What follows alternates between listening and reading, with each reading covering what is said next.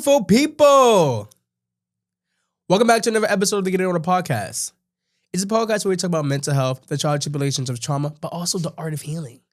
I'm Ivory. I'm your host. I'm excited to dive in today because I have a very, very special guest today. Let me tell you guys, one thing I love is to meet people who inspire, and this man inspires me. I met this man literally in April through a passing when shooting this podcast. And when I open his podcast, when I tell you, it changes your life. All right, so let's begin. All right. Today, I'm joined by somebody who made it its mission to help creatives succeed without selling their soul. Luis Guzmán is the host of I'm an Artist, Not a Salesman, a podcast where he sits down with entrepreneurs, creatives, and game changers to talk about the real world behind building a sustainable creative career. Alongside his experience as a sales director, business owner, and creative himself, Luis brings a unique perspective on balancing artistry and entrepreneurship.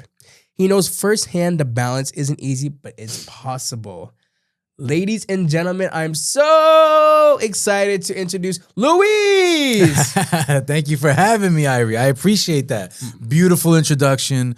Thank you so much for giving your labor of love of this small thing that I'm doing here that hopefully can grow over time. So, and I appreciate what you're doing on your podcast. So, thank you. I wanted to, share that with you as well. No, I appreciate you, man. 'Cause let me tell you something. Like, one thing about you, I realized, like I said, we only had like a few interactions in between. You don't gatekeep. And also, you're very much you're very nice and warm. Because a lot of times you meet different people and you don't know what their energy is. Because for me, before, I'm very much like, I'm a trusting person. But sometimes I realized I had my boundaries more recently was to, gotta be careful with certain people. But at the same time, you've been so open and warm and just so easy to go with, man. You know what I'm saying? You know what it is, Ivory? My boundaries are up for a lot of people. Mm-hmm. I'll be very honest, and I'll share that later. But essentially, I feel that you gotta, and I learned this, we were talking about therapy off the camera before we were speaking previously. Mm-hmm. I'm a big believer in chipping away at that ego of what you have. Because the ego, it's so rigid, it's so obsolete. It doesn't allow growth. It doesn't allow any malleability that you close yourself off to opportunities and friendships and chances that you could really catapult yourself and learn and grow from. But the ego is so rigid that it doesn't let you kind of be yourself. And I say to myself everywhere I go, who am I? Mm-hmm. That's kind of how the three words I keep in the back of my mind. When I feel like I am getting egotistical, when I feel like I am thinking I'm better than everybody else, when I'm thinking that I deserve, I need, I want, it's selfish. Whoa, who am I? I'm nobody. Let's just turn the ego off. Let's help each other. Let's be of service to one another first. And let's grow. And I think that's something that is a big issue in the content space because it's built off ego. It's built off, I got 17 million followers, but I'm a freaking shell of a person. I have no self-esteem and I cry at night. That's legit what you're dealing with. You know what I mean? But, it's like, who cares? Are you a good person? I spoke about this on another podcast. Are you a good human being? Mm-hmm. Let's build. Let's kind of like, we're doing this together in concert with Youngry and the space that we record at. Let's build instead of destroying. Wherever I find a space where I can network, where I can flourish with someone else that's a creative and just help each other out. Why? What do I lose out of that? I don't lose anything. I gain by being of service to you. So, yes. That's the long answer, right? Of what I tell you about ego is check it at the door, come as you are, be kind, be loving, be forthcoming. Don't be stupid. That's another thing too, is like people can be naive and that's where you get tricked. Yeah. So, me, I still I'm very far away removed from the streets of Elizabeth, New Jersey, but that compass still the antennas go up in certain situations and I got to revert back to that 18-year-old this ain't right. Never. You know what I mean? But for the most part, I try to see people for who they are and respect them and treat them as such.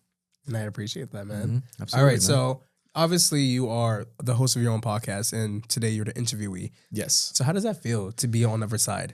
It's fun. I love it. I love sharing my story because I can't do that when I'm interviewing people.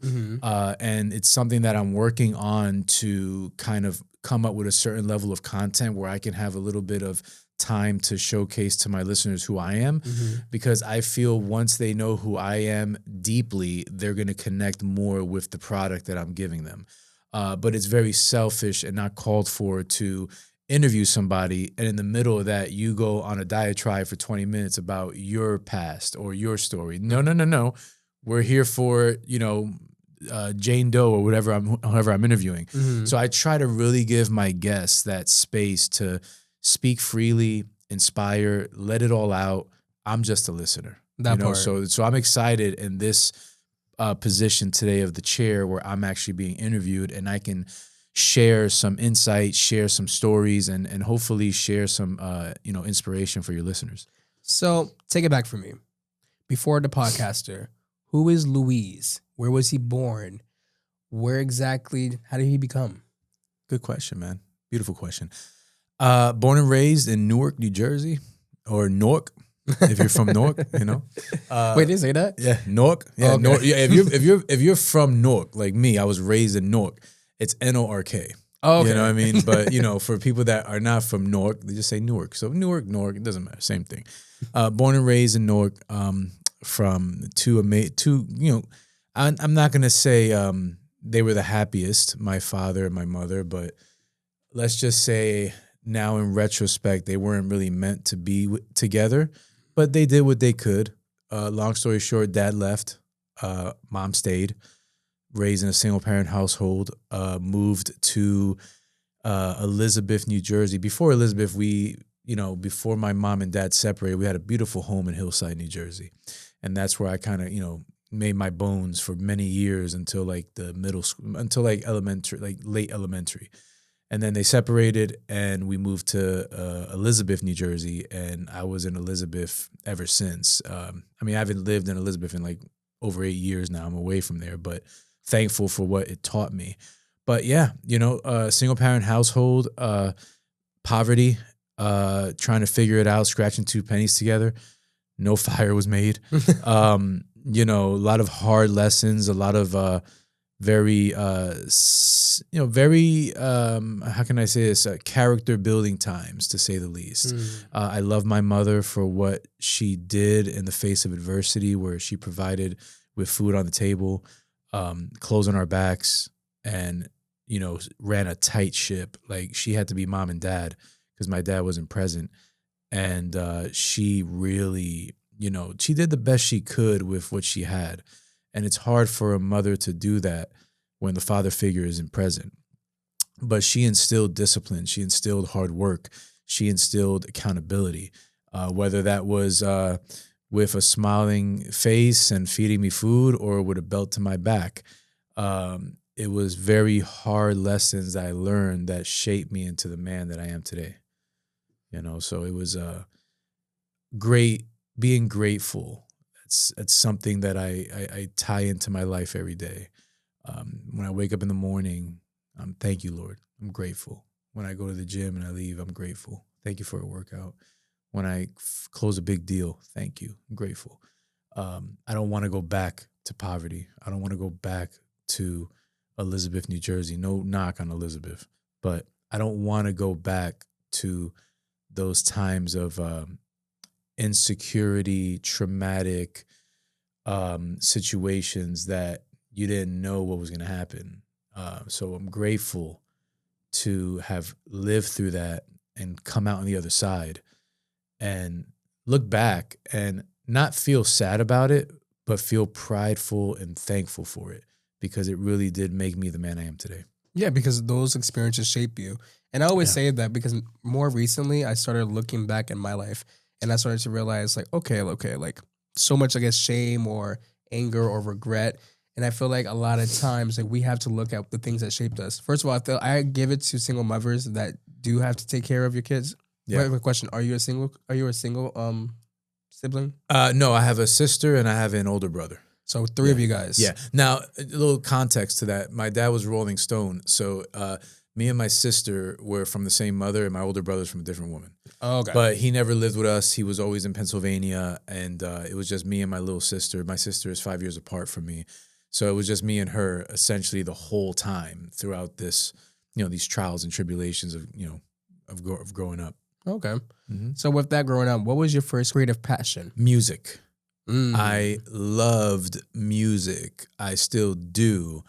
I used to take songs and make my own remix versions of it.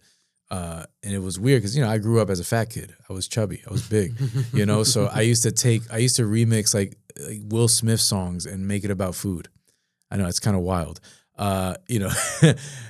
What's Beef? It's a very great song by not What's Beef, Notorious Thugs by Biggie Smalls and Bone Thugs and Harmony. I flipped Biggie's verse and made it about food. And this was back in 96, 97, whenever that album came out. Mm-hmm. And it was just for fun. I was just a creative kid that, I enjoyed. I was probably falling into the trap of people saying that, oh, you're big, you're fat, you're bad. And I used that music as a unconscious outlet to get out that frustration and anger. And, I would make up freestyle raps with the same melodies, but just put food in it. And then eventually when I got to high school, I started toying with freestyling, where I used to, just put words together off the top of my head. Like no thought process, no pen, no paper. Mm-hmm. I was really good at it. This is like sophomore year of high school. And I remember being in study hall, and it was like me and 4 other people, and we would just rap. And I used to, back then the Yankees were always in the World Series. So every hat had a World Series patch because every Yankee hat. And they called me World Series. That was my rap name in study hall. Yeah, because I always had a World Series hat. But they were just enamored how I was able to be in a room and, just put words together with what's, on this table. Like this table is not made of stone and Eric's on his phone. Like it was just something so... It was just like, second nature to me. And yeah, and obviously I was a big fan of music growing up. And like I said, still am, primarily hip hop, R&B. And then obviously the older I got into different genres. But yeah, music 1,000% was my first passion. First passion. So what happened with the music then? It parlayed into a pseudo rap career. The highlight of my rap career was doing a song with Noriega. He's like a podcaster now. I did a record with him called Superstar. That was back in like 2004. Mm-hmm. It did great for what it did. And then I started really, pursuing it a little bit more, doing mixtapes, doing albums, doing songs, performing. It never crystallized to anything where I was, offered a record deal. There was like small, minute things on the table, but there was never any record deal that came out of it. And, back then, the guy that was with me, that was my manager, we were very independent. Like, we believed in independence. Like my first real CD that, we pressed up, shout out to Off and On. That was my rap partner back then. We're talking 2001. We released an album called 908 Division, the mixtape. Mm-hmm. We were called 908 Division because, we wanted to rep where we're from, Jersey, Elizabeth, 908 area code. And the division, it was like the infantry, like military, like me and him were the captains. And then we had like, the underbosses and the street team. So it was a whole thing. But we printed these CDs. They were legit, like with the shrink wrapping and everything. And I would go to Jersey Gardens Mall. I think it's called something else now. But back then it was called Jersey Gardens Mall in Elizabeth. And I would go every day after school. And I was in college. I was at K University. I would finish my classes. I would go to Jersey Gardens from like 5 p.m. to 8 and $5 a CD. And I would do anything freestyle using my gift of articulation. Somebody had a green shirt on and they were hesitant. I would just start talking about them. Like, yo, why don't you want to give me a shot? Give me my, this is great music. Blah, blah, blah. I would have a CD Walkman. Okay, what y'all know about CD Walkmans, right? That if you walk the wrong way, the thing will skip. I had the CD Walkman. Yeah. CD Walkman. How old are you, if you mind me asking? I'm 28. Oh, so I'm 41. So did you ever own a CD Walkman? I did, like a CD player. CD player. But you never had like the actual Walkman attached to your hip. No. Oh yeah, you don't know the struggle. The struggle was real back then. Like, I mean, they came out with something called anti-skip shock, which was like legit. Like you could be running and the CD won't skip. But literally, you're running and the CD is spinning on your hip, it's like a legit CD player, like it was like this big. I've seen it in movies though, but Yeah. I've never owned one. That's how I said when he said that, I was like, oh, I didn't know the struggles of it. Yeah, no, the struggle was real. Like I literally had to rip out a CD, put it in the player, and I had the headphones and put them on, and they'll listen to a sample of my CD and be, oh, this is dope. I'll buy it. $5 a CD. I would make average like maybe $100 a day. And then I would go on Saturday and Sunday and make like 300. I would clean up because the mall was so packed. Yeah. So, I mean, we made like 10 grand in like 2 months, independent, just out the trunk. And that was the motivation because, you know, Jay-Z, you know, when he released Reasonable Doubt, he sold his first 50,000 copies out of the trunk of his Mercedes-Benz. Mm-hmm. Master P, he did the same thing, out the trunk. Little Flip from Houston, out the trunk. Everything was out the trunk. Yeah. So it was like the in vogue thing to do. Like, you want to be independent, we're going to press up these CDs, we're going to sell them hand to hand. So when we saw that, we were like, whoa, like getting to my entrepreneurial spirit, I saw a market for something, and they didn't know me from Adam, but hip hop was very, you know, that was like the golden, like early 90s, mid 90s to the early 2000s, that's golden era hip hop. So we were like right in the crux of it. So everybody wanted to listen to hip hop. So, you know, I took that as an opportunity to sell myself, and people fell in love with, you know, with my personality, and we sold a lot of records like that. So, you know, we parlayed that into building our own studio, and, you know, long story even longer, Marcelo's father passed away. So he stopped making music, and that's when I came into my own and became a solo artist. And I released an album in around 2004, 2005 called Independent. That's the one that had Noriega on the album. And I sold about 2,000 copies of that. I mean, out the trunk, you know what I mean? And it gave me a little notoriety. This is right before, this is at the precipice where blogs started coming into play. And there was internet rappers now. And you would have to, you know, there was promotion on the internet. So I was right there, like from the beeper era to like the cell phone era. So I was making noise on all the blogs. I was in tune with everybody that were like the movers and shakers in the game at that time. And I had fun. I got some notoriety out of it. I got some nice features out of it. It was a heck of a ride. And unfortunately, and this is something that I choose never to do again. So if you're listening to this, understand, if you have a gift, you know, don't give up on it, because I gave up on making music. I remember being in the studio and I was full of hate and jealousy and comparison and frustration. And I just say, you know what, screw this. I'm not going to rap anymore. And I stopped doing it. I went back to it a couple years later, but it didn't feel the same. Yeah. And now I'm thankful that I did that. That chapter's closed.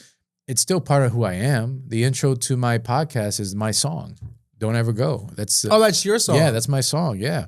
Yeah. I didn't know that. Yeah, I'll be like, I like yeah, this. yeah. Because when you hear it, the first thing I say is Luis Guzmán.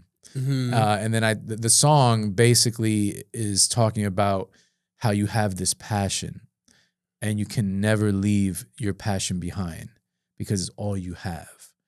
And you got to nurture that. Never leave my side. Passion's all I have. Courage is my drive. And if I lost you, I would lose it altogether. I wouldn't have composure to get you back together. I don't want closure. This book can't be over. I could write a chapter in a second. I expose you. Tell you my problems. I brag about success. You're always there when I'm down in my stress. My mind is a thought away. I be in outer space, but sometimes it's just a throwaway. But either way, you never go away. Through rejections and comments suggested, you stay manifesting. I never lose a step. I gain about 50. I break through the wall steadily and quite swiftly. I never break my spirit. I'm a self-starter. Don't ever let me go, passion. I need you, mama. Don't ever go. That's the first verse.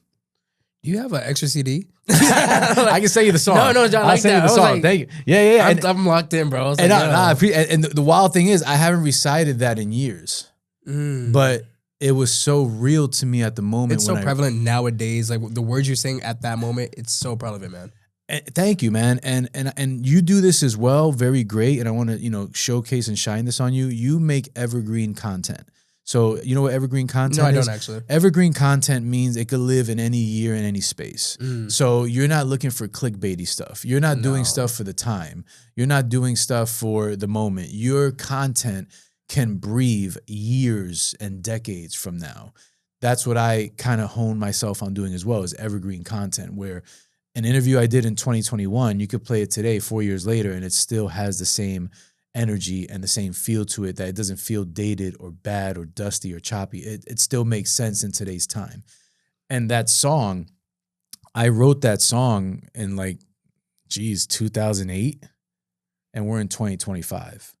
Still hells up, I'm telling you, man. Thank you, man. And when I started the podcast in 2021, I was like, man, I need an intro. And I started going through all my files and all my old songs, and I was like, whoa, wait a minute. This is it. And that's how I, parlayed that into the podcast intro song. It's actually my own song. Nice. Now, speaking of the podcast, I'm an artist, not a salesman. What began that journey for you? That's a great question. So a friend of mine, he used to always brag about my skills of articulation and sales. But it got to a point where it started, when somebody does something to you and you kind of let it go and you don't think too much about it, but then they keep doing it and you're like, yo, that's kind of annoying now, man. Mm-hmm. I don't like the way I feel now. It's like, you playing me? What are you doing? And I started to feel that. He kind of was telling people in a cheesy way that I'm a salesman. And I said to myself, yeah, I get it. All right, I do sell things. Yeah. I'm good at selling. But there's an artistry behind it. I just don't say, poof, here, buy this, and you give me money. There is an artistic transaction that is occurring in the moment. That is the artistry, right? And I told myself at that moment, I'm not a salesman, I'm an artist. And it's hard because anything that has to do with sales, there's always these monikers like, oh, he's a, cheesy car salesman, or he's a snake oil salesman, or he's, he just wants to make a quick dollar, or don't trust guys that are in sales because they're just trying to rob you. I really want to break that stigma because I believe there is a place where you can do right by somebody, you can earn their trust, and you can get their buy-in literally to buy something from you and do it with integrity. That's the art. The art is doing the hard work to get the result. It's not doing the sleazy work to get the result. You know what I mean? You can work. I mean, you could take a magic pill now. You could do Ozempic, whatever you want. You'll lose the weight and not have to go to the gym. Mm-hmm. But the artistry is going to the gym, eating healthy, putting in those reps. That's going to get you that result, and you're going to feel a lot better about it. So I'm an artist, not a salesman. Represents still selling what you want to sell, but have a true passion for your artistry and treat it as such so it comes across intentional and full of integrity. Did you have a clear vision from the start about your podcast, or did it develop over time with the messaging around it? It was a work in progress. In the beginning, my first episode sucks. I hate looking at my first episode. I watched it, but it was switched around though. It was I'm not a salesman, I'm an artist. Yes, before. It was. Yeah. Well, the guy that was engineering and producing my show, my good friend G Wiz, shout out to G Wiz, he made that mistake. But we were just so infantile that I just let it rock. I'm like, I don't care. I'm just happy that we have something on our little bootleg camera. It was rough. It was rough. Let me tell you, when I first started a year ago, I literally had just a camera, had no lights, no microphone, and we just all right, we're gonna talk. Literally, I'd be coughing or anything or drinking before the time on it. No, when I tell you, it'd be like that. But you know what though, Ivory, to commend you, you started. Mm-hmm. I think people have to really start something. I think people are stuck in the in-between phase.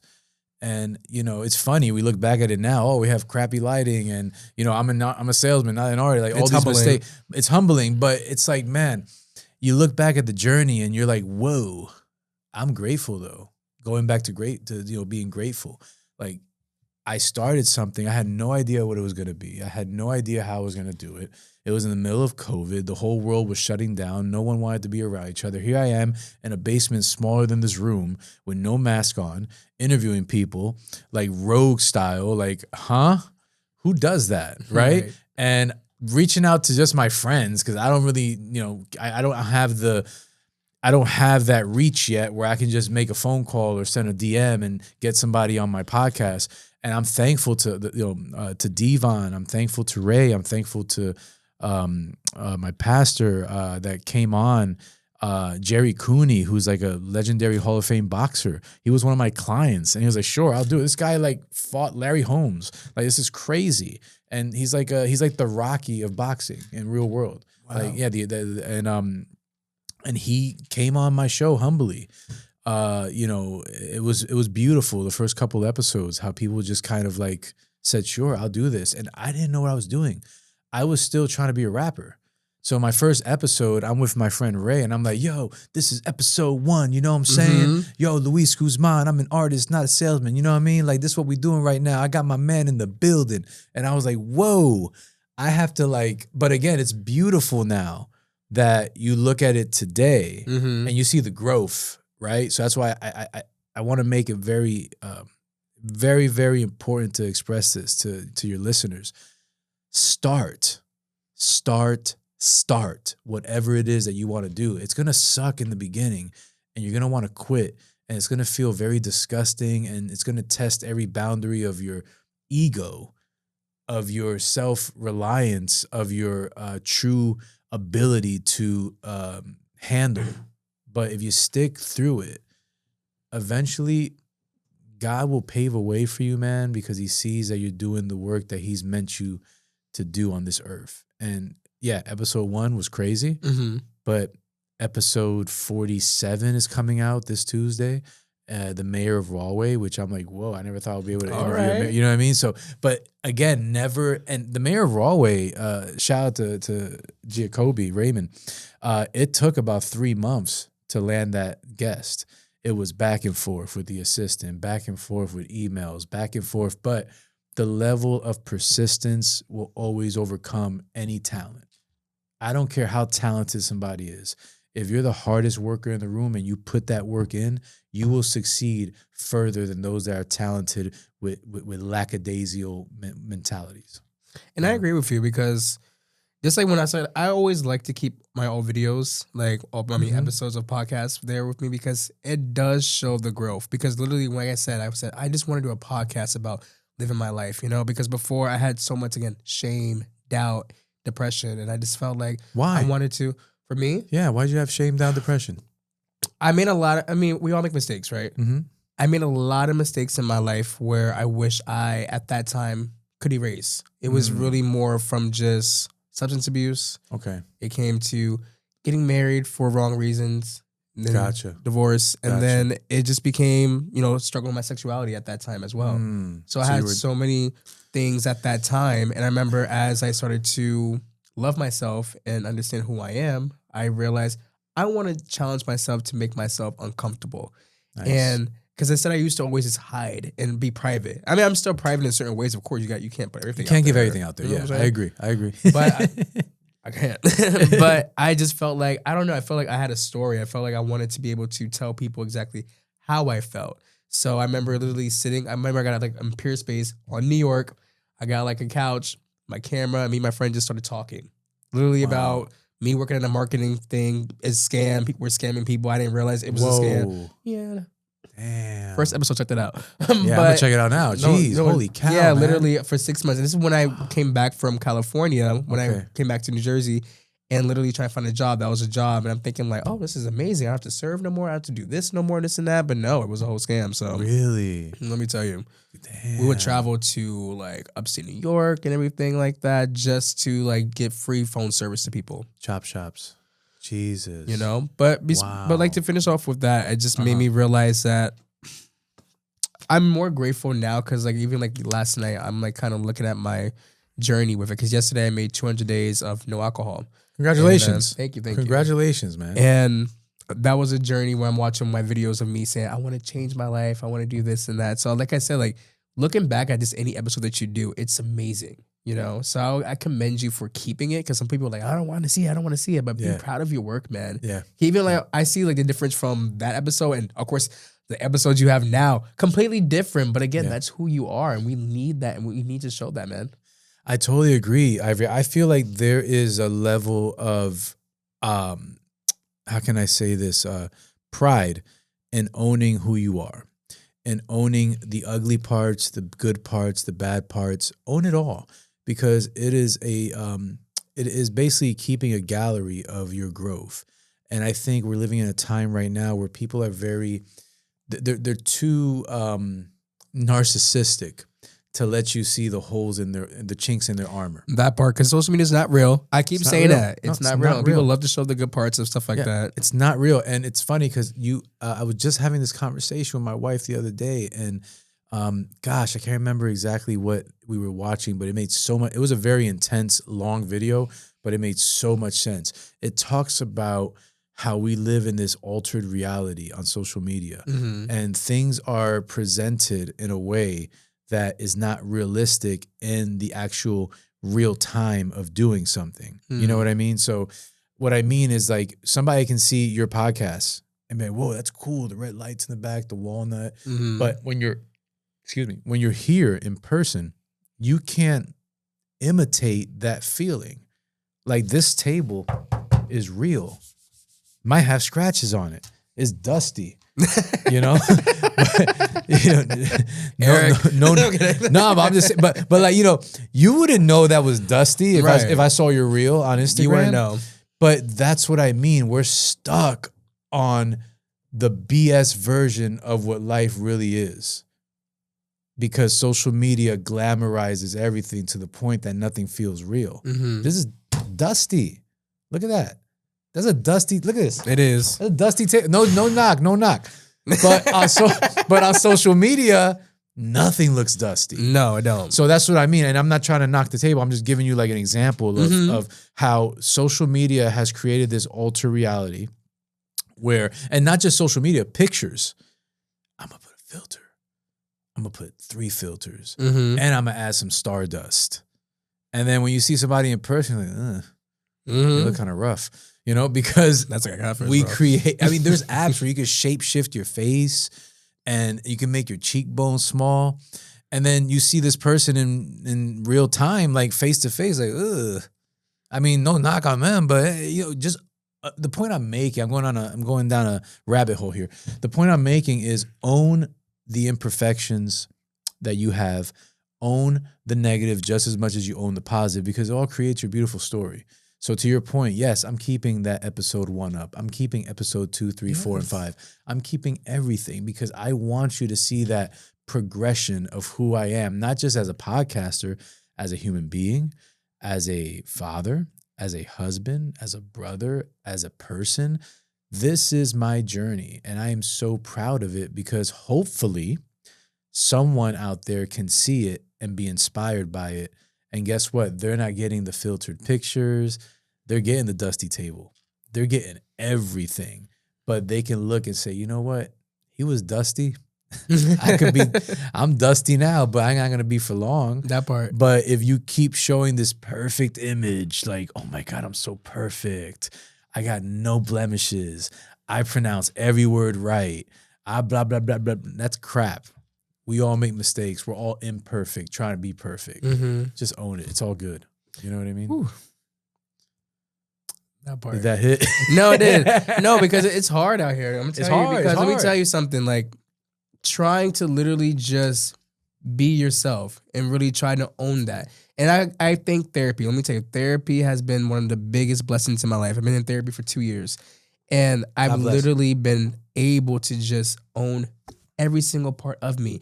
And I never thought, like, that's what I'm saying, like, even making 200 days yesterday, even able to just sit here, talk to you, like, I just never saw that for myself at that time. I didn't. And I'm seeing so much more, and also being able to share a lot of things, things I never thought I would do. Like, I remember, like, when I met you that first time, that was the episode I mentioned, hey, I got married. Listen, this is, like, I'm saying, like, podcasting and just being vulnerable, it feels so amazing right now. You know what I'm saying? So, yes, you're shedding your skin. It is literally skin. That's it. But come on, you know. But I have a question for you as well. Yeah. For your podcast, was there any fears or doubts when launching? Absolutely. I mean, there's fears and doubts today. I think that the fears and doubts are necessary. It's like the main ingredient in a sauce if you want to be successful. Because it doesn't happen all the time. But I feel like you got to have a little bit of fear and doubt if you're chasing a dream. because somebody's got to eat. You know, that part. It's Saturday. Let me blow you up. No, but fear and doubt is something that is necessary when doing something great. And I think that it's the byproduct of being successful. I'll be driving to the studio ready to interview somebody, and the whole time I'm driving, I'm just, I can have a little bit of fear. I'm overthinking too much. I planned. I did my research. Everything's ready to roll, but there's that little bit of fear and doubt. And I think that's a beautiful thing. You got to have that. When I used to play baseball, I knew I was good at baseball, but in the dugout, those anxious moments before they say play ball and you're chewing your sunflower seeds, you're popping your bubble gum, you're talking to your boys, you get that little anxiousness feeling, your legs feel weak, but when they say play ball, boom, I'm in. Fear is gone. Anxiety is gone. I'm locked in. It's the same thing with my podcast. Up to the point they sell, Eric says, all right, we're rolling. There's a little bit of fear. There's a little bit of doubt. But it's good. It's good to have the fear. It's good to have the doubt. But it makes me sharper. It makes me better at my gift. When the camera's rolling and he says, shoot, welcome to another episode of an Artist, Not a Salesman podcast where I'm in. And I'm so locked in that, and it's funny, as I heard this on another podcast recently, and I never knew how to articulate it. They articulated it perfect.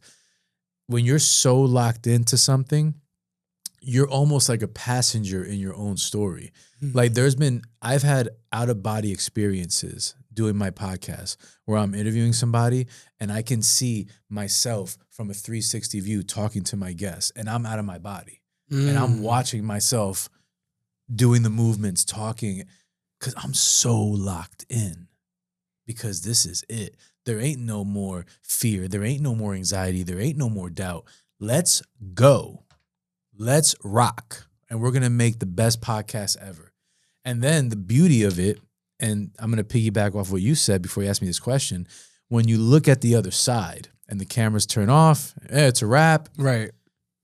It's like, it's the best endorphin release. It's like, wow, we did that, and, like you said, you went from California back to Jersey. You were married, divorced, therapy. You 200 days alcohol free. Whoa. Hello. Congratulations. Thank you. You're here. The fear and the doubt was overcame. You overcame all of that. But guess what? Tomorrow's going to be here. What you going to do? It's still going to be here.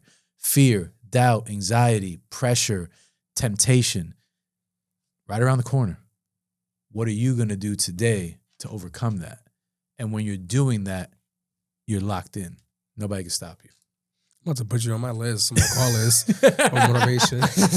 Nah, for real. You feel me though? Like, I respect that. For real. It's because it's so cool to say it, but you gotta really live it. And I'm a big firm believer that you gotta do things that suck. I work out at 4 a.m. every day. Every day. You know why? Because it sucks. Mm-hmm. And when you do something that sucks, number one, you kill your ego. Mm-hmm. And number two, you have a greater appreciation for what's in front of you. So, and I honestly, it's a mental thing for me. I love to work out when everybody's sleeping. Me and my wife do it. We wake up at 3:15 every morning, except for the weekends because the gym opens at 6. Yeah, I know. But, my gym is 24 hours during the week. So we'll wake up at 3:15 every morning. We're at the gym by 4:15, and I work out for 2 hours. And I do my hour weights. I do 20 minutes of cardio. I do 10, 15 minutes of abs. I do a sauna, and I'm done.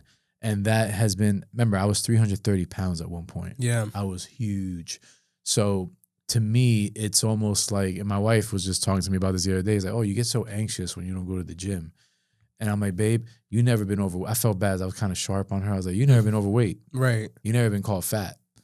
That's a real thing. Like, I was a fat boy in school. Mm-hmm. I remember being in math class in high school, and this is when Big Pun was really big back then. You remember Big Pun? I've heard of Big Pun. Yeah, Big Pun. Amazing. Please, if you like hip-hop, you need to listen to Big Pun. He is like the best. I used to say the best Puerto Rican rapper, but legitimately, he's in my top 5 all time of best rappers. But he had a song out called Still Not a Player with Joe. And there was a part in the music video where he was dancing and his shirt lifted up and you saw his big belly. Yeah. And I remember stretching back in my chair in class and my belly showed. And the girl started laughing, calling me Big Pun. And you would think, oh my God, it's so traumatizing. It was. That sucked. Yeah. I mean, I'm 41 years old. I'm still talking about that. I wanted to punch them in the face. I know it was bad. It was bad, you know, but those things, right? Being able to tie my shoes and come up and see stars. That's how dizzy, because I was 330 pounds. I'm 5'9", carrying all that weight. The fear of, being sick. Those are all those things I carry with me that say, no, I got to go get this workout in. And not just because of that, but because I want to be challenged. I want to do something difficult. I want to come out on the other side saying I did that. So it's like little small mercurial wins every day that you have to do for yourself that kind of build up into big wins. And then you earn that confidence. You earn that self-esteem where before you were, questioning if you were good or not. Mm-hmm. But now you're like, I'm in the building. Come on.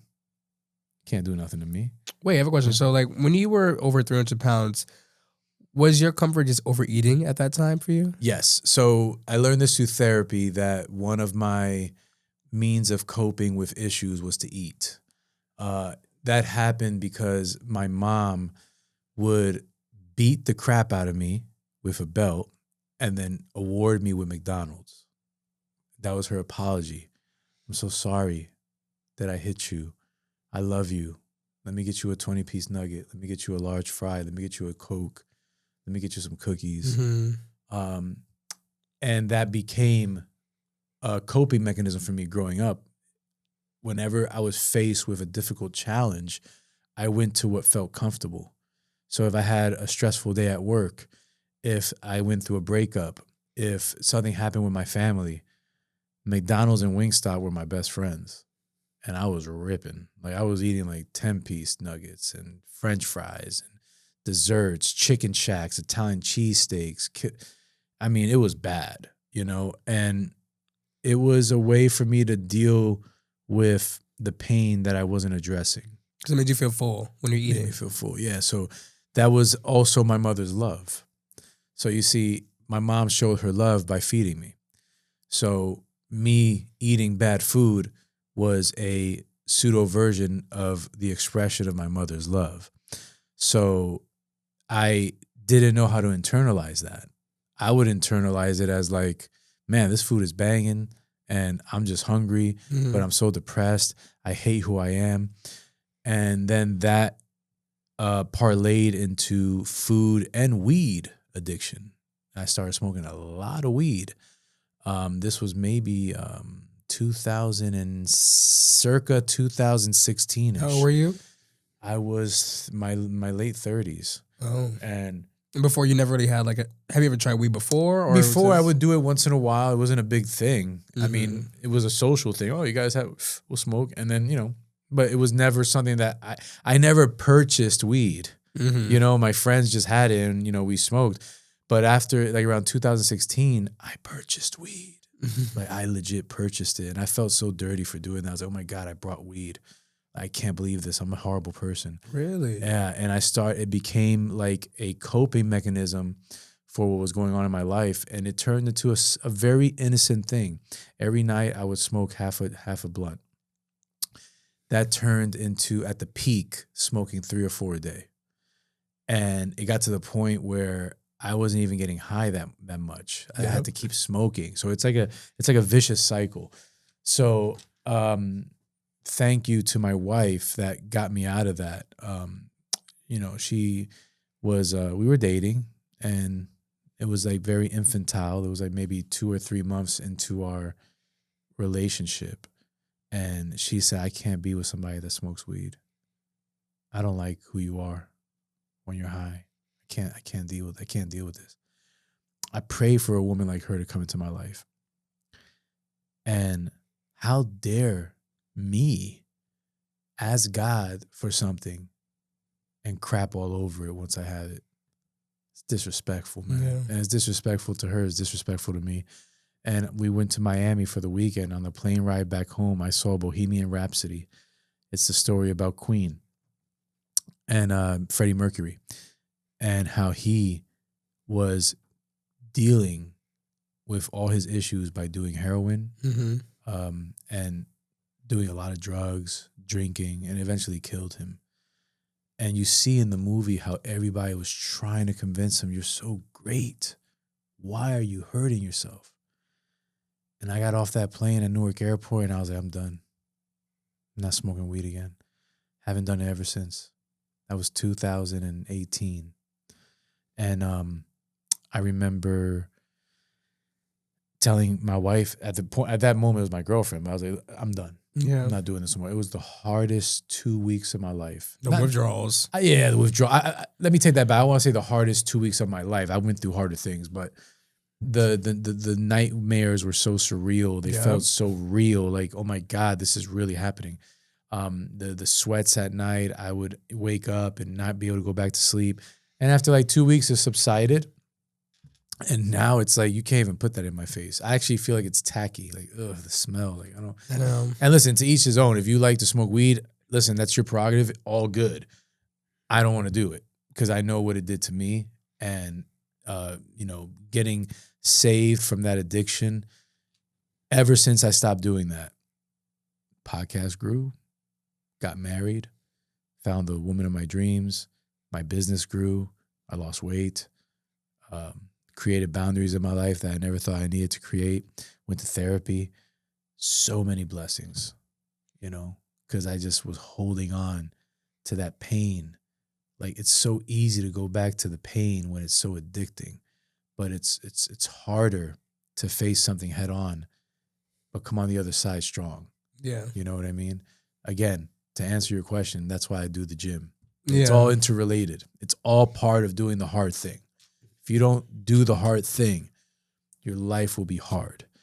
If you do the hard thing, your life will still be hard. Yeah. But it'll be fulfilling. You got me tearing up over here. I'm sorry. Come on, man. Like, because like, no, seriously, because it's I thought you had something in your eye. No, I was just listening because everything you said is like how I feel right now. Because Really? Because after I hit it like 200 days, like I said, I lost about almost 40 pounds of going to the gym myself. That's I've been amazing. able to create boundaries and stuff like that for me, and be able to learn to love myself. So like when you're saying this, it's real, and I'm looking at you at 41. It's like to myself, like I have a chance, You do. So like when I'm sorry, damn, I never expected the crown. No, you're good. I'm sorry, but like when you're saying, loved. I'm sorry, you're man. Loved. When you said You're that loved. hit me because it's like sometimes I'm always wondering like, well, I hope I'm doing the right thing, with overthinking and just so much going on and stuff, or it's a lot. But when you're saying that, it's like you're the true testament, and it's good to hear that, in everything you explain about the withdrawals and just trying to get yourself together. Like that shit is real, man, and people need to hear that, Yeah.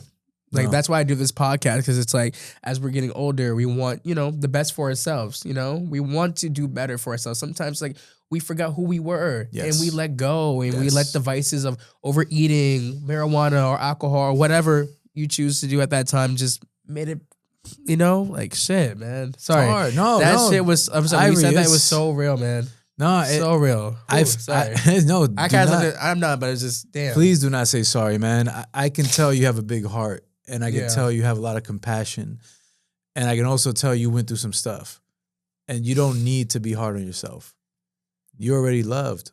Yeah. You're already on the trajectory because you're showing up. So don't ever feel hard on yourself about what you're doing or what you're going through.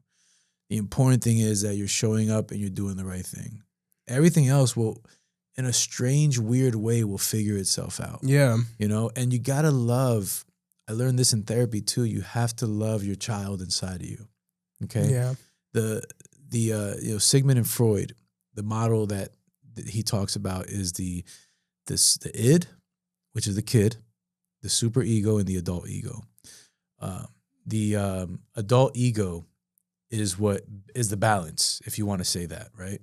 The id is, I want to go to a party. I want to go eat some bad food, go smoke the joint, go do this, go shopping and spend $1,000 on clothes, Go do the stuff that you want to do, like the child in you wants to do. Yeah. And then the super ego is like, pay your rent, show up on time to the podcast, Yep. put gas in your car, pay your phone bill, be a freaking good human being. And then the ego balances those two personalities. They're always working together, all three of them in concert. That doesn't mean that it's not bad to take care of your child inside. Yeah. But you got to do it responsibly. I can't have McDonald's every day because it's something I used to eat all the time when I was overweight. But once a year, I'll indulge in a Big Mac and I don't feel bad. So that's me taking care of my child. Like, I got you now. You don't got to harm yourself anymore. You don't have to hurt yourself anymore. I'm going to take care of you. Yeah. So you got to tell the little Ivory inside of you, I got you now. I'm 28 and I'm strong. And I know what I'm doing. So the 7-year-old Ivory, the 10-year-old Ivory, the 14-year-old Ivory, you got to carry him. Yeah. And you got to say, I got you. I'm not going to let us fail. That's the ego. That's the adult. That's the super ego. That's the one that's telling you, don't worry, I got you. And it's so easy for that little child because you can be successful. The Getting Older podcast can blow up. It will blow up. And you'll have 10 million subscribers and you'll be on CBS News and ABC This Morning. But that little Ivory from 7 years old is going to be, you forgot about me. Never stop loving your inner child. Because when we stop loving our inner child, we make bad decisions. Yep. You know, it's like, would you ever leave a 4-year-old unattended? No. That's me smoking weed. That's why I don't do it. Because I would never leave my 4-year-old unattended. And that's how I feel. You know? And you're doing great, man. Keep it up. You're doing an amazing job. Just don't be hard on yourself. And I should take my own advice because I say the same thing. I'm very hard on myself. But why? If I have a question for you, why are you hard on yourself for you? For your reasons? I mean, you know, the fear of losing everything keeps me in sometimes a state of angst. And thank God my wife can block out the noise for me. And I tell her, I'm like, you know, we grew up in Hillside. We have a house. My dad left us, like legit, said peace, lost the house, and we were homeless for 3 months. Oh, wow. So I don't ever want to go back to that. So that's why I'm so hard on myself in business, in podcasting, and being a husband. I got to be great, you know? I got to be great. And that's kind of, and I don't agree with that because, you know, you become burned out when you try to do way too much. So I've learned to tone it down. Like on Sundays, we go to a nice movie theater, we watch a movie, have a nice lunch, a nice dinner. I'm not looking at my phone. I'm not talking to clients. I learned to turn it off. Today, after this, I'm going to go home, relax. I'll have a cigar. If that's one of the only things I still do that's bad for me is I smoke a cigar once in a while. But I enjoy the solace, the solitude of having a cigar either by myself or with a friend because a cigar is contemplative. It's something that takes time to do. You can't rush. A cigar is like a podcast. You can't rush this. Nope. This is a flow. So when someone sits with you to have a cigar, there's going to be a great conversation because it's a contemplative habit thing. You got to let the smoke breathe. You got to take a minute to enjoy the aroma. You got to converse with somebody. You got to really take it in. So that's one of the few things I still do that for myself to decompress and not be like on 100, like I got to do this, I got to do that. You know, so, but it's a practice. It takes time. It takes time. And I just pray that every day I get a little bit better at it. Just a little bit. Amen. Now, as I'm listening to you, so as inspiring as it is, with your podcast, has it been one story that stood out for you the most? There's been so many, but the one that really resonated with me was my buddy Juan Alzate. Shout out to Fat Juan. That's his name of his production company because he used to be very big too and he lost weight. But he got on my podcast and spoke about, but he tried to unalive himself. He tried to self-transition. I think that's the right word to say. And the story was so surreal. It was like I was there with him. Like he drove his car 100 miles an hour on the highway and closed his eyes for 5 seconds. And when he woke up, he was right next to the median, and he just like pulled the steering wheel back. Yeah. And he pulled over to the side of the road, and he was crying forever, crying. And that day, he decided to make a change in his life, went to therapy, stopped smoking weed, stopped drinking alcohol, and now he's flourishing.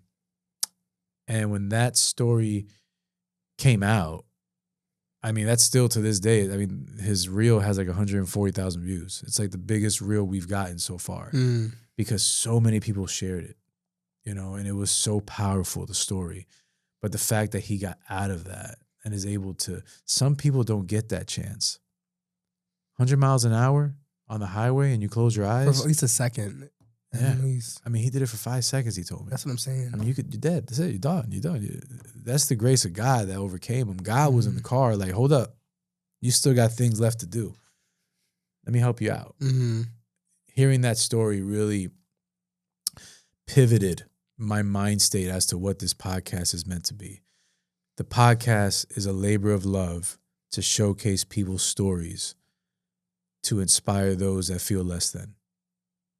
Yes, it has to do with sales. Yes, it has to do with being a business owner. But more importantly, it has to do with life. It has to do with understanding that in a world of glamour, in social media world, some people are really going through it. And you gotta showcase the bad to understand why the good is so good.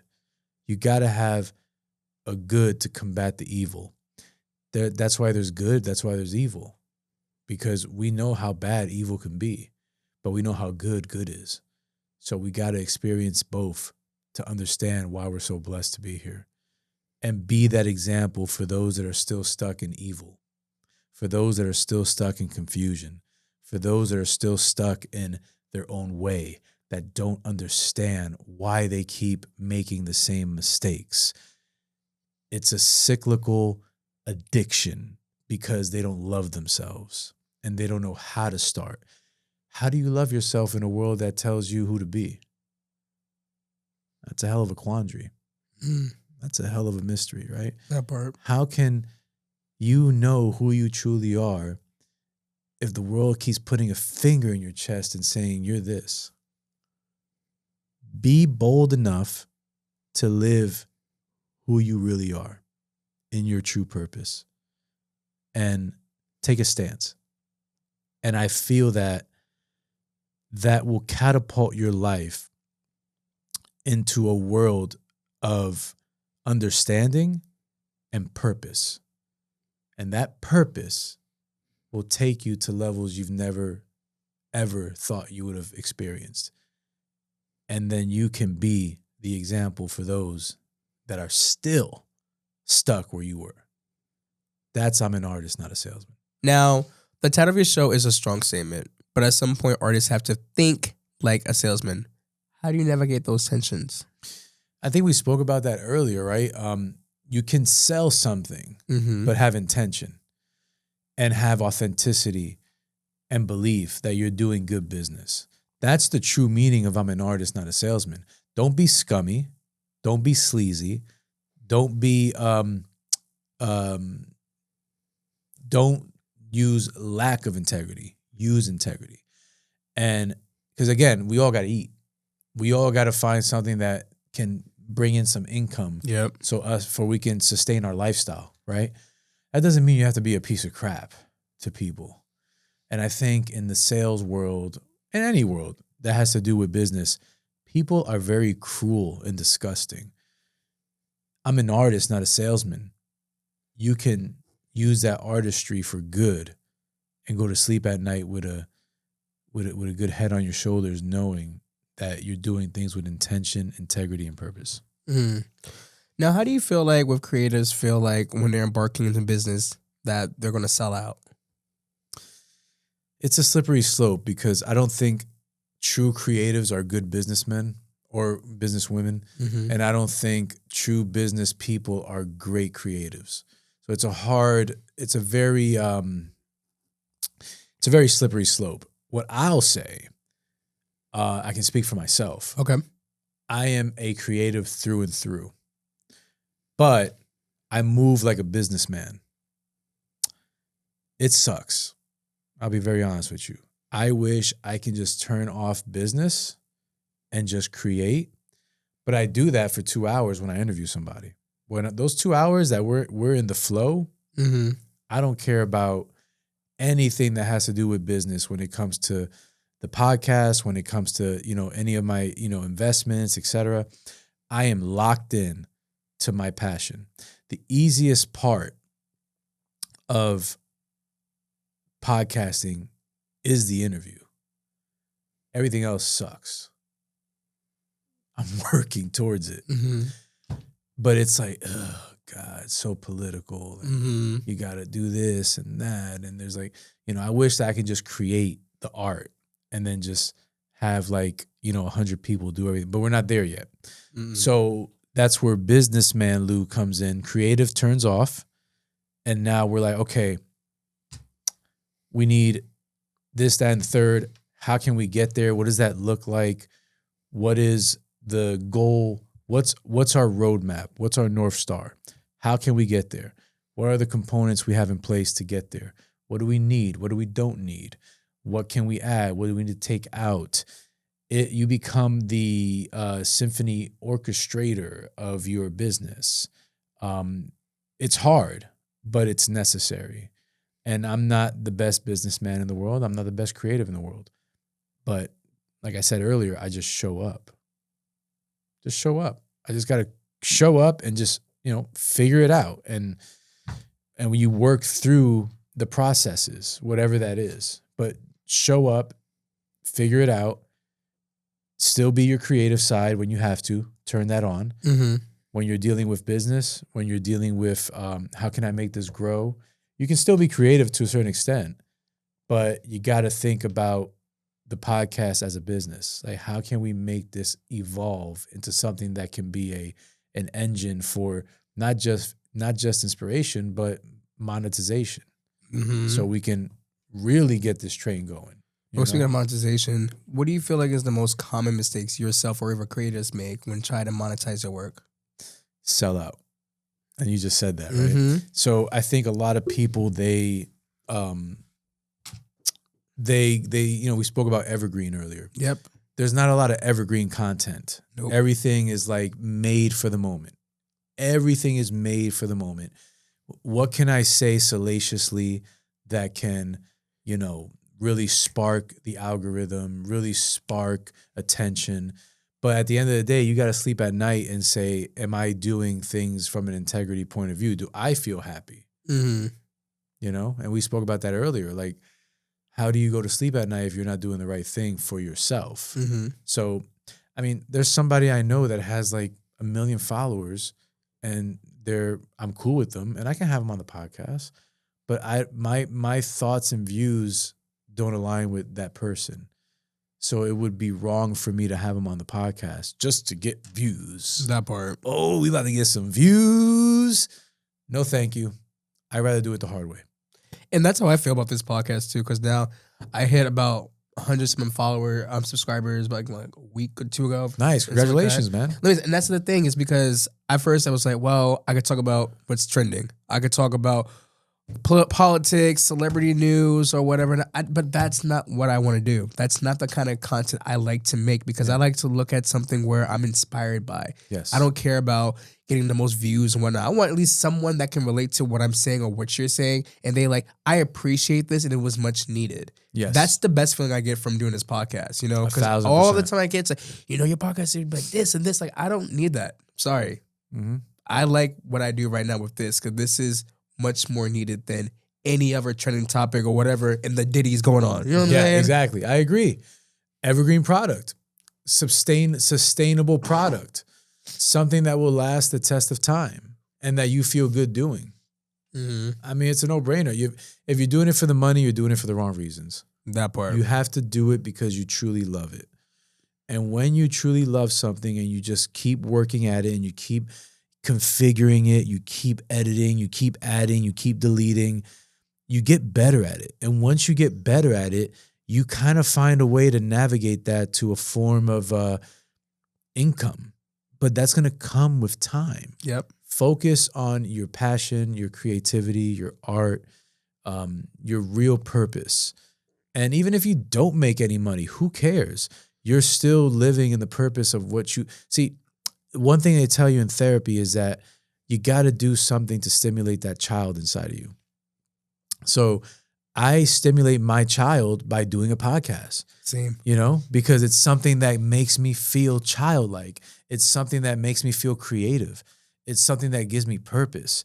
So I can do this for free and I'll be happy, It's the best investment. I'm sorry. For me, it is. Yeah. Like I said, like from just going to like the bars and liquor store every like month, I could total up the cost I make of spending on 2 episodes a month. But I'm telling you, this is like the best investment for me. And it really does like heal like my inner child when I do this so much, especially just like talking to people and hearing everyone else's stories. Like that's the true essence of it. And that's why I love it. Like I said, I don't have to make money from it. It's fine. It's fine. But when I look back at it and when I'm looking at what I'm doing, I feel like I'm making a true difference. And so are you, man. Thank you. Thank you. And you are as well. And I'm very proud of what you've done with this. I mean, you have what it takes and you have the intentionality, you have the integrity, but you have the care.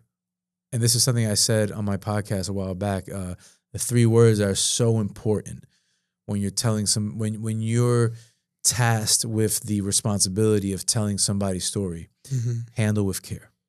You gotta handle with care. You are doing something on your platform that is giving someone else an opportunity to share.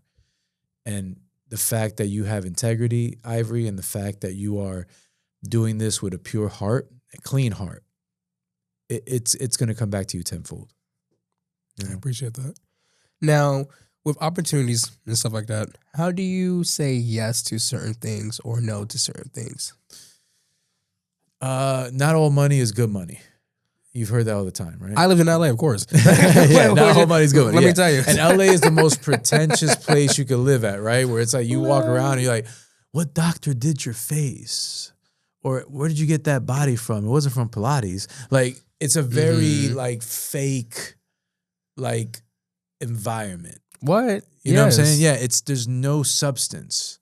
There is nothing that is real, that's tangible, that you could touch and feel, that feels real. I was working at a place in Hollywood and had this casting director came up to me, and I'm myself, so I'm like, hey, stuff like that. They're like, oh my goodness, like I feel like you'd be so great for like a reality show that we're working on and stuff like that. And that's what I always had, that mindset where it's like, because obviously you could see that I have a mask on, you can see that I have a wall up. Mm-hmm. So for me, it's like no matter how much money you want to throw at me, you really think I'm gonna crash out on national TV? Thank you. On how it be like that. That's why I said you would never catch me on no Love Island, no Zeus Network, no none of that. I'm telling you right now, you wouldn't know. Zeus is ratchet.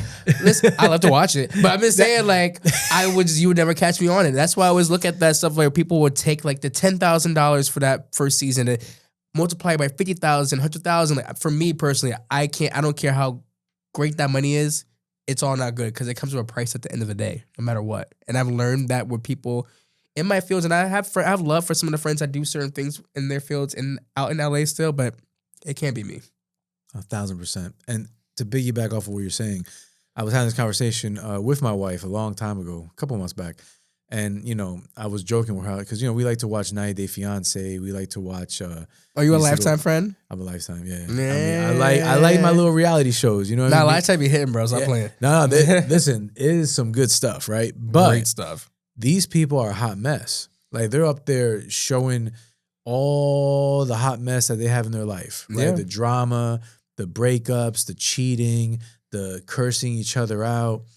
And I said to my wife, would you ever do a reality show with me if the podcast blew up? She's like, nah, babe, I like my privacy. And I think these people are idiots for doing this because it's like, to your point, I am not going to sell out to have me look crazy on TV. And it's kind of like that analogy of the kings and queens back in the day. They would bring clowns in to entertain them. And I'm not going to be nobody's clown. And I have too much integrity to sell myself. And once that happens, average, let's say you make $5,000 an episode. Right. 10 episodes, right? $50,000. Uncle Sam takes 30%. So that 50 is really like 20. And now you got to go buy yourself a nice watch. You got to buy yourself a nice car. You know, you don't really walk away with 50,000. Nope. But now you walk away with your all your dirtiness on the streets. You have no more privacy. You can't even go to Walmart without somebody noticing you and want a selfie. And now you're tagged as a nasty person. Mm-hmm. So the ROI on that, to me, is a big no thank you. I rather do the right thing that I feel comfortable doing, even if some people think it's boring. I don't care. I like it. And know that I have my peace of mind. I have my privacy, and I'm not looking like a hot mess out here. So as creators get older, many of us wrestle with burnout, comparison, or question if it's worth it. What's been your biggest mental health challenging in this journey? In this journey, mental health would be a little bit of, I want to say body dysmorphia, because I went from 330 pounds to like 198 pounds, and now I'm around 209. And, Congrats. you know, thank you. And I hit the gym 6 days a week. And no matter how good I look or how much I work out, I'm constantly in the mirror like, oh, but this still looks bad, or this is, you know, and, you know, I'm really trying my hardest to, you know, pivot to being grateful. Look at what you've done. Look at the journey from 330 pounds to 209. Let's look at that and make that the focus, not the fact that you're not 5 pounds less, or you're not having enough muscle, or your waist feels bigger than you want it to be. Like, it's almost like a slap in the face to all the work I've done over the years to get to where I'm at. So that's probably the one thing I still battle with from a mental health point of view, is how to not be so hard on myself. Because someone that has been overweight for a long time, or for the most part of their life, they struggle with body dysmorphia, and they struggle with still seeing a fat person in front of the mirror. And you got to clean that slate and say, no, you're not that anymore. You're not. But it's so hard to accept, because you want to kind of beat every time and change every time. And sometimes you got to be okay with knowing that you've done so much already. Chill out. You've arrived. You're here. And you're in very good shape. And, you know, you have excellent cardio. You lift heavy weights. My VO2 max is like off the charts. Like, I'm good, but but then I revert to like, oh, but I'm fat. And I'm bleh. It sucks. And I'm still working on it. I'm not perfect. I'm a work in progress. But I'm aware of it, and I'm making strides to become better every day at that. I mean, listen, I went to the beach last weekend, and like I said, I lost about 40 pounds in like the course from March to now. Mm-hmm. And even when I look at myself, I'm just like, no, it's like, I know it sucks. It's like, it never stops, and it's but it's like how do we pivot? How do we get to? Because that's the thing. It's like this world has taught you that you can't be complacent. You got to always, what's next? What's next? What's next? What's next? Man, but you know what? Sometimes you got to kind of be content with what you have. But it sucks. It's not easy. Again, I don't have all the answers. I still struggle with that. That could probably be a better answer to your question. I struggle with being content. I struggle with, is this enough? I do. With everything that gone on in your life, I mean, like I said, I can understand, like, is it hard to be content? Because sometimes it's like, do you even know what it means to be content? Or do you know exactly how it feels to be content? You know what I'm saying? Because sometimes it's like, I always just say, like, I'm content. I want to be content. But honestly, like, you can be content, but do you have the capabilities of being content, honestly? And I think it comes from what your true content, happiness, right? It comes from inside. It is, yeah. It's not, I brought this watch, I brought this shirt, I brought this chain. That doesn't make you happy. Nope. It is temporary. It's like putting Bengay on you, like, oh, I'm sore for a little bit, but once the Bengay wears off, you're going to be sore again. That part. So, anything that is materialistic will never fully heal you and make you full and whole and happy. You got to already be happy with who you are and with what God has given you. And that's where I really, I veer towards my faith. Like, God, I know you got this. Tell me what I need to learn from this situation. How can I be better? Please show me what you're not showing me through the things that you test me through every day.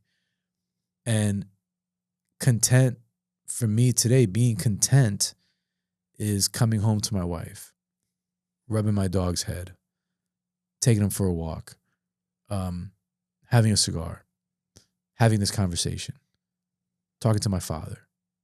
Those things make me content. It's awesome to go on vacations. It's awesome to buy nice things. It's awesome to go to a nice restaurant, have a nice dinner. It's awesome to go to a nice concert, whatever, go to a movie. But those are byproducts of your life that come with the territory of you already being content. Like, I'm content working during the week. I'm content going to the gym. I'm content even when things suck. I'm like, you know what, God, I know this is happening for a reason. I'm not going to get stressed out. And granted, there's times where I'm like, oh, man, what do I do? But then I sit in it very minimally. And then I get back on the horse.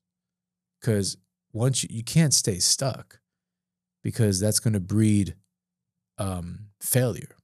It's going to breed quitting. You can feel it.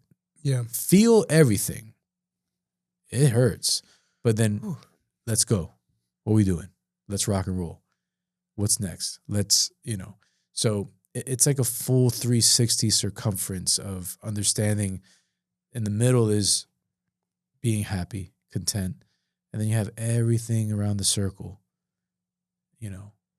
Clothes, cars, vacations, family, work, podcasts.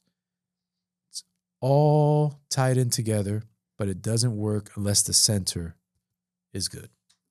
I agree. Now, first of all, I have a question. What made you get into your faith? What is your religion or Christian? Christian? Yeah, Christian, yeah. So I was Catholic. I'm Puerto Rican, right? So it's like when you're Puerto Rican, you're Catholic by default. Like you come out the womb with a rosary. No. When I met my wife, she was a believer, and our first date was at Barnes and Nobles, and yeah, it's pretty crazy. Throw it back. And it was so funny, right? Because I sat there and had coffee with her, and I was nervous, trying to be somebody I'm not, trying to be cool, whatever. And we go upstairs and we start reading the Bible. And man, I've never dated someone that took me to a library or Barnes and Nobles and read the Bible with me. I thought that was so powerful. I thought that was like, this doesn't happen every day. And again, I was already a believer. I just was doing all the bad things. The devil had me like, ugh. So, we got to know each other, and, I'll never forget this. There was a moment where I was sitting in my apartment. I was on the phone with her, and there was nothing there. And I felt like some type of thing staring at me, and it weirded me out. I was like, what the? And I'm like, babe, say what? I just felt like something was looking at me, and I don't like the way it made me feel. There was nothing there. I was having alcohol. I was drinking alcohol while I was talking to her. And she was like, that's probably like something demonic or something bad that's in that space. And I got scared. I was like, don't talk like that. Oh, what are you doing? Right. And then I go into my room, I lay down in my bed, and I'm talking to her on the phone. Same night. And there, through my window, this is nighttime, there was a beam of light that just kind of went through the window, and there was no cars coming down the street. There was nothing there. And I saw like a flash of light that literally, like when I saw it, all the hairs on my arms and my body rose up. I had goosebumps times 1,000. And I'm on the phone with her, and I got so nervous, and I felt this overwhelming feeling of euphoria, fear, peace, all in one. And I started crying on the phone, like really crying. And she was like, don't worry, like, he's got you. And I had my Bible there, and she's like, open your Bible. And we read, I forgot what it was that we read in the Bible. But, oh man, that was the day I accepted Jesus Christ as my Lord and Savior, because I felt something I've never felt before. And I felt convicted. And I still think to this day that light that flashed in my room was him. And I started crying because I was explaining to her I was working in the music business, and I explained to her the person I was working for. And I explained to her all these things that I saw. Like, this guy had a room in his basement where he would pray to saints. Like, it's witchcraft. And I explained to her all these things I dealt with. And I was lost. But through all of that, God was there with me. And I had no idea. And it made it apparent to me that night. And I couldn't believe that I was so unaware of the presence of God in my life that I was overcome with tears of joy and tears of gratefulness.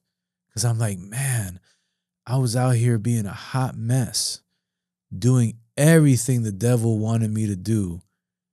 And God was like right next to me, like, it's okay. It's okay. I'm still here, and I'm not going to leave your side. Whew, that feeling of forgiveness, that'll change a man. And it changed me ever since that day. And what is your take on forgiveness? Because I've just started learning the whole thing of learning to forgive. Because I feel like if I have so much like hatred in my heart, it's one of those things where I'm just like, oh, like this person did this, you did this, or anything like that. Like, what is your take on forgiveness for you? I will answer that question by asking you a question. If, would you squeeze a hot coal in your hand on purpose? No. What would you do to relieve the pain? I let go. You do what? Let go. Come on. All you got to do is let go. Mm-hmm. And understand that we all as human beings are not perfect. And if you have an expectation that people in your life are never going to let you down, I feel bad for you. You know? Like, you have to understand that people will always let you down. But, and this is my belief, I don't know what you believe, but I'll tell you what I believe. Mm-hmm. As a Christian, I have to forgive. That doesn't mean I'm stupid. So let's not get things twisted, because people always think, oh, you're Christian, No. I'm not a pendejo, as they say in Spanish. Mm-hmm. You know? Pendejo means like, don't be dumb. I'm aware, but I'm going to keep my boundary.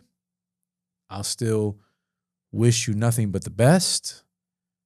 But I do forgive you because I'm also flawed. And I can't judge you for something I would probably do in someone else's world that is deemed bad, and I don't even know I'm doing it. So it's this understanding and empathy for the human being that doesn't mean that I'm against you. I can disagree with you on something and still be your friend. That's human. Now, if you pass that boundary where it's like, whoa, I can't be your friend anymore. Cool. I don't want nothing bad to happen to you. I don't hold any resentment towards you. In the moment, I probably did because I'm human. You kidding me? You know how many times I hold resentment around people? But once I let go, the pain subsides. The pain subsides. It's harder to hold on to something that's burning you inside than it is to let it go. And that resentment, that feeling of like ickiness, if that person did you wrong and you know they're not living that they're living a really bad life, that should twist your perception and look at that person like, oh, I feel so bad for that person. Because if I'm feeling some sort of way, imagine how their life feels every day. I don't want to walk in those shoes. It's a little rough. So I try my hardest to, and I still have my moments where we're human. Yeah. I'll say crazy things like, you know, I said this and I'm very honest. Own your faults, own your imperfections. I was talking to my wife the other day, somebody that pissed me off. I was like, oh, I just hope they break their leg. Whoa, you're Christian and you said that? Hold up. And I caught myself and I was like, God, babe, no, you know what? That was wrong. I don't mean that. I really don't mean that. Yeah. But I was so angry in the moment. I was like, oh, just like get into an accident and break your leg. That's so disgusting to say. Yeah. And I feel ashamed right now saying it out loud because you say something to your wife in privacy. It's like, it's just me and my wife. Yeah. I'm here with two people in a room and I just said it. I'm like, whoa. But again, I don't care. I own it. Yeah, I'm a human being. At that moment, I said something very, very disgusting. Do I feel that way today? No. Because I had to catch myself and just say, I'm bugging. It happened to me on the way to the podcast today where some car was veering into my lane unknowingly and he made me swerve out of control. Oh. And I was so mad that I wanted to get back at them. And when I drove up, I cut him off. And as I'm cutting them off, I see it's an elderly couple. Right away, I was like, man, why am I acting a fool? He probably made a mistake, didn't notice I was next to him. And here I am trying to play vindicator for what? What do I earn out of this? And as soon as I seen that, I just kind of like chilled out and I said, you know what? It's not that important. What's more important is getting to where I'm going to safely. So again, look, this is me telling you right now, 2 hours ago, that happened. So it's always going to be a challenge in your life. But the biggest takeaway I could tell you, feel it, deal with it, pick it apart, put it back together, but then let it go. Okay. Does that work? That works. No, that works. Because listen, a lot of times too, like even like where you said reaction, the best reaction is no reaction. Yeah. And I've been working on that too before. It's like I used to be like, give someone, I guess, a show, you can say. I'm just saying like, no, or just anything you say, but no, like, it's not worth it. It's not worth it. It's not, Ivory. Sometimes it's best to have your peace of mind and to know that you are living under your own, how can I say this, understanding and beliefs that are not triggered or influenced by other people's stuff. You know? All right. Talk to me. So I have a game for you. Bring it on. All right. So the game is called Artist or Salesman. Ooh, I like it. Let's go. All right. So I'm going to read a few scenarios for Luis, and he's going to tell me if it is an artist move or a salesman move, and he'll explain why. Okay?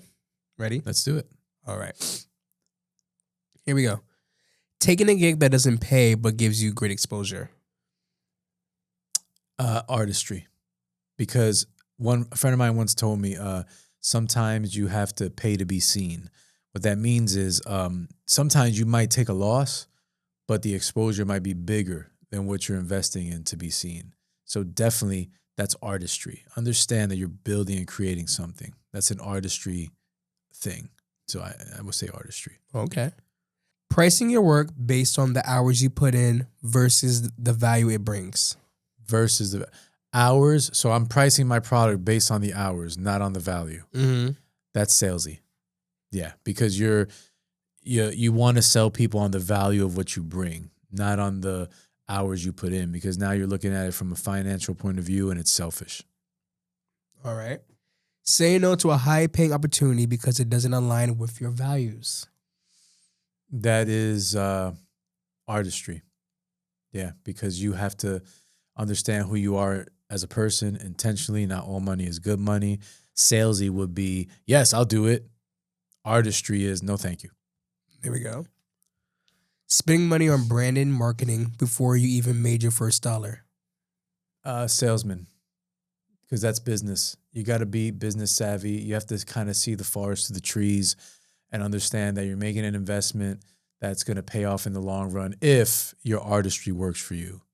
So, but yeah, definitely salesy. All right. Creating something nobody understands, but it feels true to you. Artistry, 1,000%. Negotiating your rates instead of just accepting the first offer. Artistry. So you never say yes to the first price, or in this case, you never want to just, you gotta, I used to have this belief, don't leave no money on the table, take the table. But that's not good either. So I believe that there's a happy medium for everybody where I'm not being greedy and taking the entire table, but I'm not leaving enough money on the table where I'm not being paid for my value and my gift. So, that's an artistry. You have to know all the variables involved and make a sound decision based on that. Working a 9 to 5 to fund your creative passion on the side. That is salesman, because you got to bring money in to fuel your dream. If not, you'll just be homeless. So, you got to kind of, have that level of salesman tact to know I got to make some money to pay for this dream I have. And hopefully that dream will be a form of income for me. So that's definitely a salesman point of view. Mm-hmm. Dropping a project suddenly without promo, just to surprise your audience. Artistry. That is, so I do that sometimes where I'll just like randomly post something that I had no intention on posting. Mm-hmm. And sometimes it gets the most feedback or the most, it gets a lot more engagement than I thought it was going to get. Mm-hmm. Because at the end of the day, and I struggle with this too, is I stop being so hard on yourself. Just act on intuition and feeling. Sometimes it's a feeling. Mm-hmm. I just feel good putting this up. I don't care if it doesn't even do good. I just want to post it up. That part. That's creativity. Yeah, that's artistry. Spending more time perfecting than actually releasing. That's artistry, but it's also insanity because, they say that, if you're doing something over and over again, expecting a different result, that's insanity. That's crazy. But if you don't put nothing out because you want it to be perfect, that's also insanity. You got to kind of be vulnerable. You got to kind of put yourself out there and just be like, hey, screw it. It is what it is. Right. Whether you love it or you hate it, this is my art for you to interpret. And I want to be seen. I want my gift to be shown. I want my passion to be displayed. So whether it does great, whether it does bad, I say this in my podcast. Every light and dark moment create a beautiful piece of art. So no matter how good something goes or how bad something goes, it's all part of your story. It all gels together. And after years of doing it, no one's going to even remember it. That's the thing. You have to understand, no one really cares about you. I know that sounds harsh, but I'm going to explain. No, it's true. No one's thinking about Ivory or me. Mm-hmm. No one's thinking about us. People will think about you for a hot second, and then they're on to the next thing. You have to be okay with knowing that you're not that important. Stop overthinking every step, because people will talk crap about you or they'll talk good about you, but they're on to the next thing. There's nobody having lunch at this moment thinking about Ivory or thinking about me. And if they are, it's a fleeting moment. It's just like there and it's gone the next second. Nobody really cares. You're 28, I'm 41. That's something you really learn in your 40s. But if you're learning that now, great.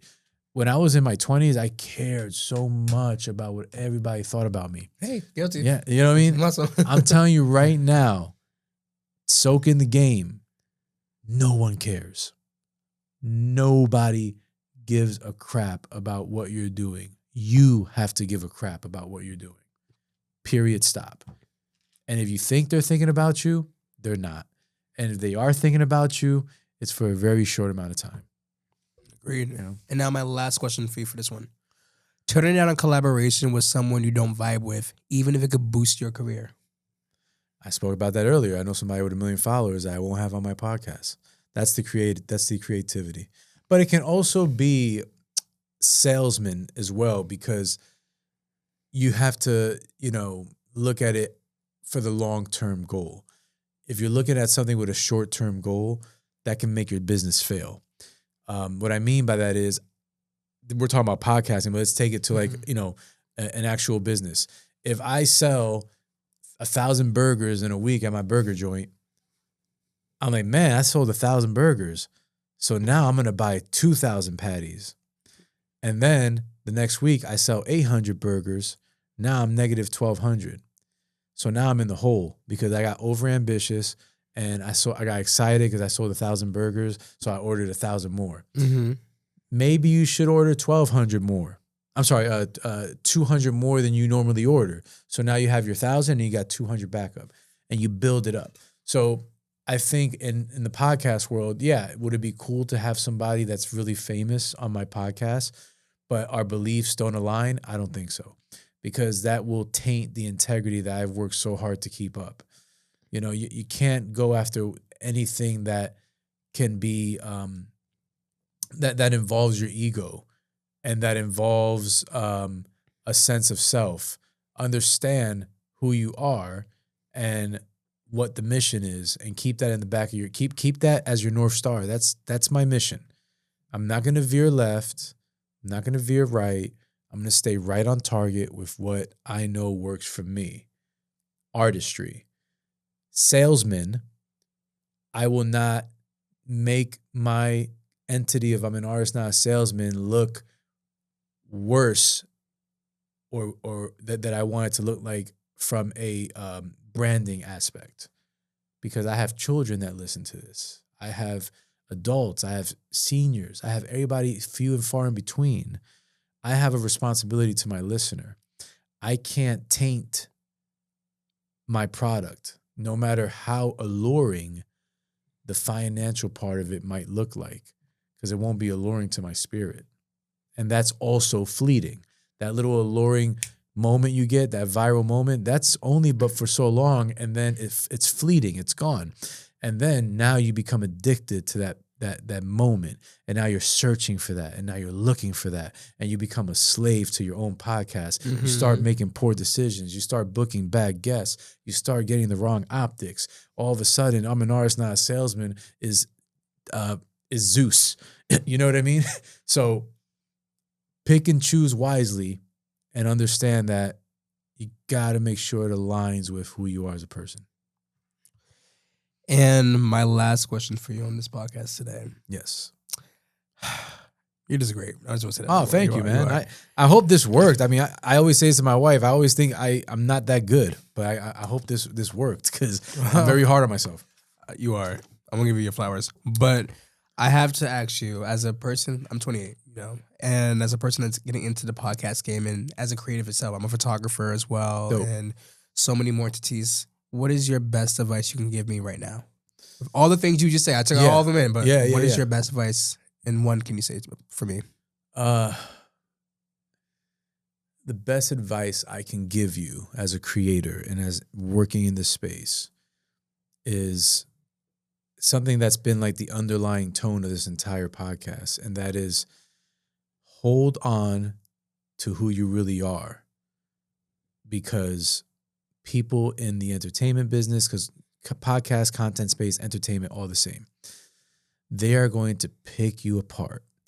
They are going to make you believe something you're not, in a good or bad way.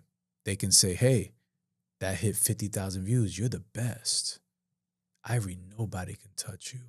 You're the best podcaster in the world. They'll stroke your ego so good that you start to believe certain lies.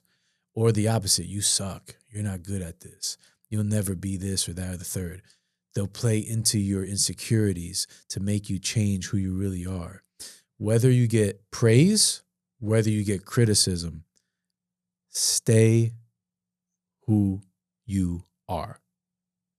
Don't run away from Ivory. Run to Ivory.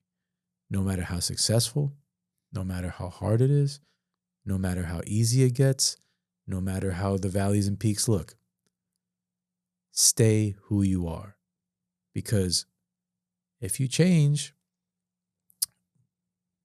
you got to sleep with your own self at night. The people you're changing for don't give a crap about you. Remember, nobody thinks about you that long. Mm-hmm. Keep integrity with yourself and stay who you are. That would probably be my best advice. All right. All right, guys. This was Luis. Luis, can you please tell the people what you have going on right now, man? Yeah, man. Thank you. We are rocking and rolling on the podcast. We are about to hit episode 50. I don't know when you're dropping this one. Is it a couple weeks from now or maybe a week? A week or so. Okay, so if you drop it so by the time this episode comes out, I'll have episode 47 up, which is Mayor Raymond Jacoby of Rahway, New Jersey. Amazing story about him and his triumphs and tribulations of becoming the mayor of Rahway. So I don't want to spoil it for you, but please check it out. I'm an artist, not a salesman. That is the handle on Instagram. That is the handle on TikTok. You could type that in on YouTube, and please subscribe, leave a comment, show some love, like, dislike. It doesn't matter. I wanted to see if it resonates with you or not, because you know what? It's all a work in progress. If you're into inspiring stories, if you're into like similar to Ivory here with the Getting Older podcast, if you're interested in stories from nothing to something, from overcoming trauma, from healing your inner child, from learning from your mistakes and being a true component of what you should be as far as leadership in life, click that subscribe button. Click on Ivory's subscribe button. Join the community. Join the journey. We got a lot of great stuff coming, and I'm just thankful to add my own 2 cents to this wide, vast space of content creation. You add a lot. I'll tell you that. I'm going to tell you added so much, man. I'm telling you right now is that I'm lucky to have you. I really am. I feel like every time I do an interview with somebody or talking to somebody, I never know where it's going to go. But again, it's always like I take something from it, but I want to let you know I took so many things from today's conversation. Thank you. And I want to definitely talk a little bit to you off camera after, but for sure. Thank you for coming on. I want to say that. I really appreciate it. Thank you, Ivory. And I think you have an amazing thing here. I think you are very talented. I want to give you your flowers because I've done podcasts in the past, and like in the first 5 minutes, I'm like, what the heck am I doing here? Like, no research. And I say this myself. I do minimal research, but enough that the guest feels like they're not wasting their time. Yeah. Because I also want to leave a little bit to the mystery because I want to learn about you in real time. I don't want to know everything, you know? So it's like you kind of want to see the guests unravel in real time and learn with them and go, oh, I didn't know that. But you do a great job of setting the stage in a way that is very calming. It's very intentional, purposeful, and real. So I want to thank you for having me on your platform, and thank you for the greatness you bring. All right. Thank you, man. Absolutely, man. All right, guys. Thank you so much for tuning in. Please like, comment, subscribe. We're on Apple Podcasts, Amazon Music, iHeartRadio, and much, much more. Please leave a comment on anything that Luis said. I'm telling you, so many gems. Let's start the conversation, guys, okay? Thank you so much, and have a great day. Bye.